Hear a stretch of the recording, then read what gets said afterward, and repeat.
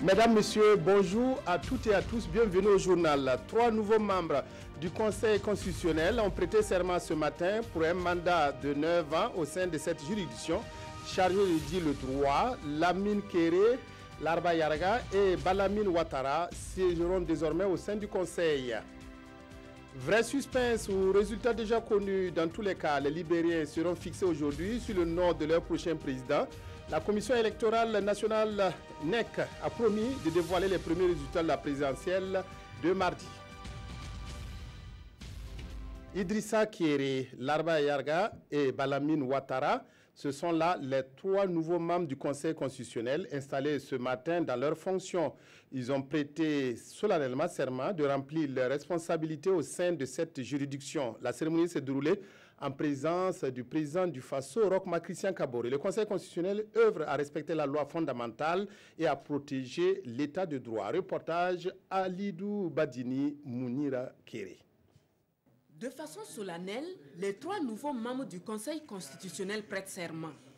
Devant le président du Faso, le président de l'Assemblée nationale et les autres membres du Conseil constitutionnel, Idrissa Kéré, Larba Yarga et Balamine Ouattara jurent de remplir fidèlement leurs fonctions et de les exercer en toute impartialité dans le respect de la Constitution. J'ai quitté l'université après 39 ans, 11 mois et 26 jours. Donc à 4 jours près, c'était 40 ans. Alors j'enchaîne avec une carrière, disons, de juge constitutionnel. Et là aussi, bon, c'est un mandat, disons, qui augure des challenges importants. Cette cérémonie solennelle répond à une exigence légale. Les nouveaux membres sont invités à être des bâtisseurs d'une justice constitutionnelle nouvelle, une justice résolument engagée dans la protection des droits fondamentaux et dans la protection de l'état de droit. Nous sommes aussi le juge de la Constitution. Le président du Conseil constitutionnel l'a dit au niveau de l'audience. Je pense qu'il est de notre devoir de travailler à ce que, de contribuer à ce que le droit soit effectivement respecté au niveau du Burkina Faso. Et je pense que c'est là une mission première que nous avions à exécuter. C'est des sentiments de juste angoisse. Pas parce que nous n'estimons pas que nous serons peut-être à la hauteur, mais pesant quand même effectivement la lourdeur de la mission. Et c'est tout à fait normal de ne pas se jeter dans la béatitude, mais plutôt d'avoir en tête que l'on doit être soucieux en tout temps, effectivement, de rendre un service utile à la nation. Idrissa Kéré, Larba Yarga et Balamine Ouattara remplacent à ces postes 3 anciens membres en fin de mandat. En prenant leur siège à côté des autres membres du Conseil constitutionnel, ils sont invités à faire évoluer le droit pour une société juste et équitable. Retrouvailles des bureaux de l'Association des municipalités du Burkina, les bureaux nationaux et ceux des régions se réunissent aujourd'hui à Ouagadougou. Une rencontre destinée à évaluer le chemin parcouru cette année, à planifier les actions de 2018 et échanger autour des défis de la décentralisation. Paul David Bambara Tangakafando, reportage. Réunis à Ouagadougou, les membres du bureau national et des bureaux régionaux vont passer au pas et faire les actions menées en 2017. Nous avons pu exécuter plus de 70% des activités que nous avons prévues, notamment en termes de formation. Comme vous le savez si bien, nous sommes une nouvelle génération d'élus, d'autres sont à leur premier mandat.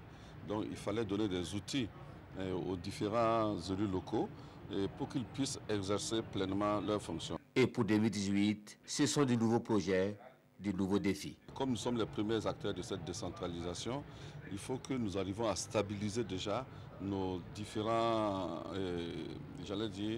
nos différents conseils.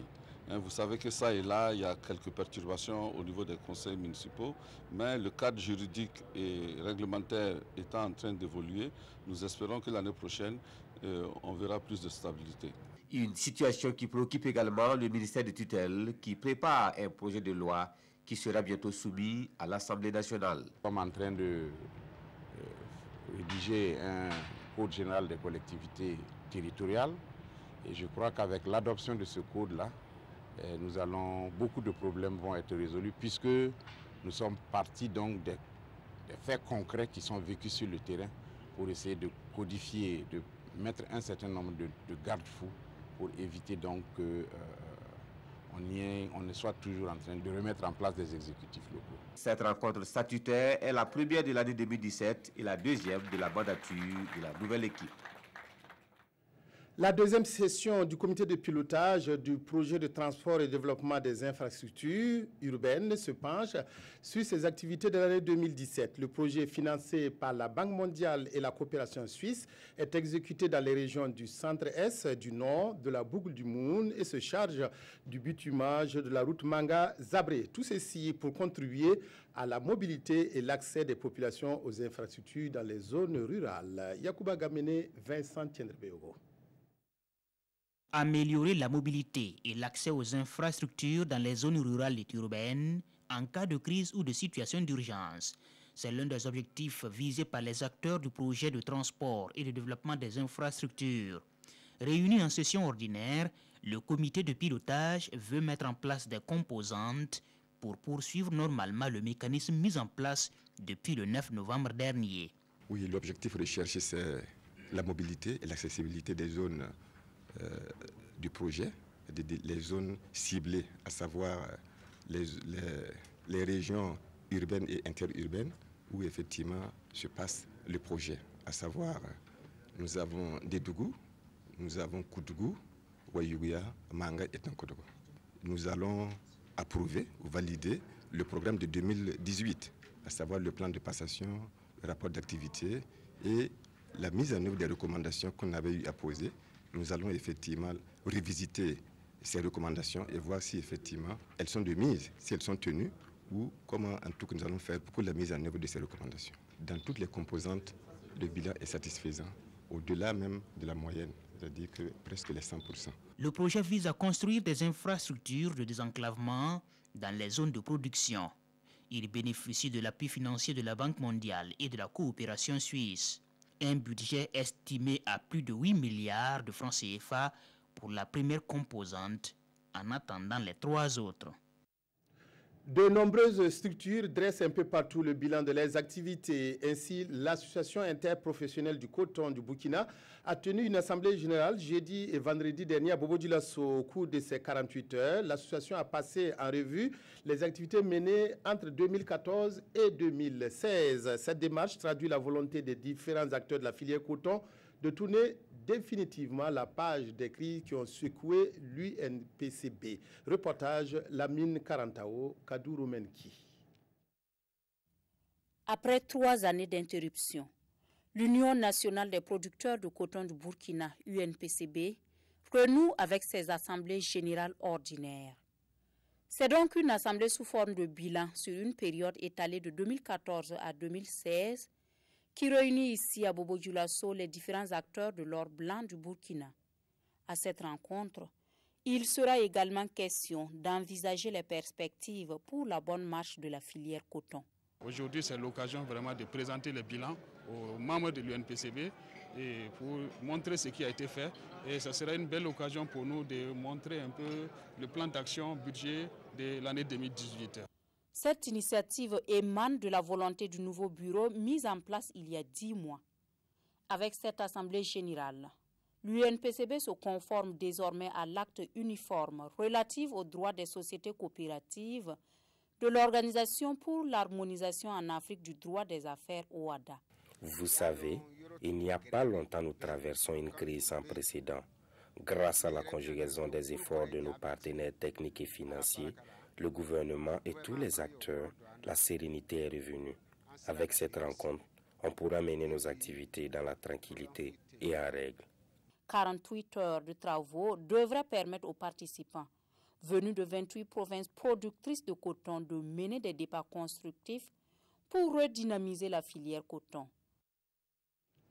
Restons à Bobo-Dioulasso où les acteurs judiciaires ont été sensibilisés aux conventions internationales relatives aux droits humains. Les participants à la rencontre étaient des greffiers, des magistrats, des gardes de la sécurité pénitentiaire et des conseillers. L'objectif était d'inciter ces acteurs à recourir aux conventions relatives aux droits humains dans les procédures judiciaires. Reportage Hassan Gourabou à Addis Abeba. C'est une session de sensibilisation sur les conventions internationales relatives aux droits humains qui réunit ici des acteurs judiciaires de la Cour d'appel de Bobo-Dioulasso. Au menu, il y a entre autres les instruments de protection des travailleurs migrants, ceux contre la torture, la traite des êtres humains, l'exploitation et la prostitution des enfants. Objectif, promouvoir les bonnes pratiques, c'est-à-dire les recours à ces conventions internationales ratifiées par le Burkina Faso dans les procédures judiciaires. Une fois qu'on ratifie ces instruments, ils intègrent l'ordonnancement juridique interne. Nous avons fait un constat et il y a une faible invocation donc, des instruments internationaux devant donc, nos juridictions. Cette session donc, de sensibilisation vise donc à amener l'ensemble des acteurs à aller vers donc, cette invocation des instruments qui protègent les droits humains. Cette session vise également la vulgarisation de toutes les conventions pertinentes relatives aux droits humains auxquelles notre pays est parti. L'atelier de Bobo-Dioulasso qui concerne une trentaine de magistrats, de conseillers, de greffiers et de gardes de sécurité pénitentiaire se tient après celui de Fadangourma. Les résultats du second tour de la présidentielle libérienne devraient tomber aujourd'hui. La Commission électorale nationale, la NEC, a indiqué qu'elle dévoilerait les premiers résultats provisoires pour répondre à l'impatience des Libériens qui se perdent en pronostics dans les rues du pays. La NEC a confirmé que le scrutin de mardi s'est déroulé dans le calme sans incident majeur. Il reste maintenant de savoir quel nom sortira du chapeau de la Commission électorale. De l'impatience, mais pas de tension dans les rues du Libéria qui s'apprête à vivre sa première alternance démocratique en 70 ans. Les premiers résultats du second tour de la présidentielle doivent être connus dans la journée. Pendant le dépouillement des votes, la Commission électorale nationale a affirmé que le scrutin s'était déroulé sans incident majeur, ce qu'ont confirmé les observateurs internationaux. L'ancienne gloire du football George Weah a fait office de grand favori pour succéder à Ellen Johnson Sirleaf. Le sénateur de 51 ans a remporté le premier tour avec 38% des voix. Son adversaire n'est autre que le vice-président Joseph Boakai, 73 ans. La participation a atteint 55% au deuxième tour. Le procès d'un ex-ministre de Laurent Gbagbo, commenté aujourd'hui par les quotidiens, les journaux font aussi écho de la modernisation du permis de conduire et du projet de constitution de la 5e République. Revue de presse, Aimé Solange Guigma. À quoi va ressembler la 5e République se demande bien aujourd'hui au Faso. Les explications du texte par Maître Alidou Ouedraogo dans ce journal. C'est un document de 15 titres et 200 articles précisent le pays. Les recommandations de la Commission constitutionnelle à lire dans ce journal. Quant aux grandes tendances qui se dégagent de cette nouvelle constitution, elles se résument entre autres, écrit l'Express du Faso, au renforcement des droits du citoyen, à l'abolition de la peine de mort, à l'établissement d'un régime semi-présidentiel mieux articulé, à l'avènement d'une justice indépendante ouverte au contrôle du citoyen. Le texte consacre également le caractère obligatoire et la gratuité de l'école pour les enfants des deux sexes et l'accès sans aucune discrimination à la terre, enchérit l'observateur Palga. Bref, ce serait une république dans laquelle le citoyen fait l'état de droit, note citoyen. Il revient donc au chef de l'État de décider si le texte sera voté par voie référendaire ou parlementaire, conclut le quotidien. Modernisation des titres de transport, l'opération a été lancée par le président du Faso, indique le pays, qui est par ailleurs le premier titulaire du nouveau permis de conduire, soutient Sidoya, lequel journal souligne d'ailleurs que ces permis auront une durée de vie de 10 ans. Les usagers auront donc 3 ans pour se conformer à la nouvelle donne dans les sites de production, à savoir Ouagadougou et Bobo-Dioulasso, avec des sites d'enrôlement. Hors de chez nous, un ex-ministre de Laurent Gbagbo, condamné à 20 ans de prison, indique le quotidien. Il s'agit de Hubert Oulay, jugé pour complicité d'assassinat depuis le 18 décembre, précise aujourd'hui au Faso. Également 20 ans de prison pour son co-accusé, Maurice Guiré, accusé d'être un exécutant. Le 2 poids, 2 mesures continue d'après le pays. C'est dire donc que le problème de la réconciliation reste entier et peine véritablement à prendre corps, conclut ce journal. Ainsi s'achève ce qui est mon dernier journal de 2017. Merci à toutes les équipes techniques et rédactionnelles pour leur appui tout au long de l'année. Merci à vous, adorables téléspectatrices et téléspectateurs, de votre aimable attention. À l'année prochaine.